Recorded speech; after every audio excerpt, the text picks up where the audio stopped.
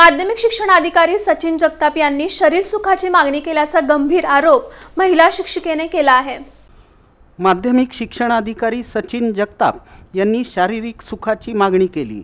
मी त्यांच्या सांगण्यावरून गेले नाही, त्यामुळेच माझा प्रस्ताव प्रलंबित ठेवण्यात आला, असा गंभीर आरोप एका महिला शिक्षिकेनं सोमवारी माध्यमांसमोर केला।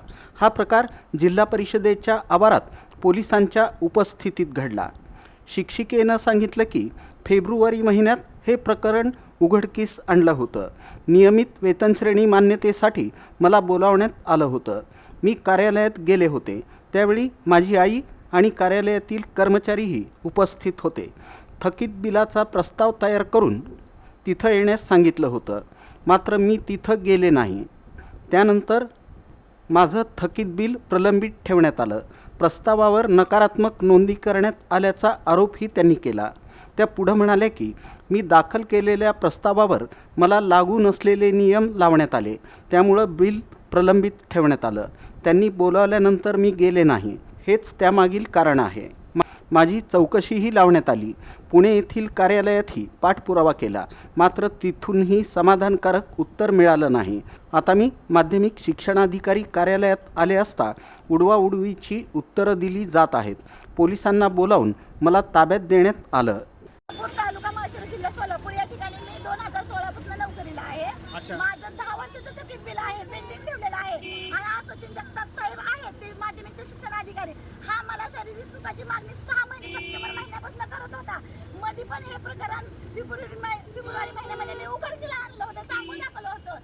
नियमित वेतन श्रेणीची मान्यता देण्यासाठी मला बोलवलेलं होतं। मी आलते, माझी आई होती त्यावेळेसला सोबत, आणि सगळा माध्यमिक शिक्षण अधिकारी कार्यालयामधला जेवढा स्टाफ होता, क्लार्कचा स्टाफ आतमध्ये होता, त्यांनीही आता आतमध्ये सांगितलं, बरेच शिक्षक होते, हा मॅडमला नियमित वेतन श्रेणीची मान्यता देत असताना थकीत बिलाचा प्रस्ताव तयार करून तिथं ये म्हणलेले मला। मग मी तिथं न गेल्यामुळं मला आज माझं थकीत बिल आहे ते माझं पेंडिंग आहे, आणि त्यांनी मला का नाही पेमेंटला जे मी प्रस्ताव दाखल केलेला होता त्याच्यावरती निगेटिव्ह मार्किंग केलेली आहे, आणि ते मला रूल्स नियम लागू नसतानाही ते माझ्यावर पेंडिंग ठेवलेलं आहे। माझं थकीत बिल निघालेलं नाही आहे, त्याचं कारण एकमेव की मी थकीत बिलाचा प्रस्ताव तयार करून त्यांनी मला बोलवलेलं होतं, मी आले नाही, म्हणून त्यांनी माझी चौकशी लावलेली।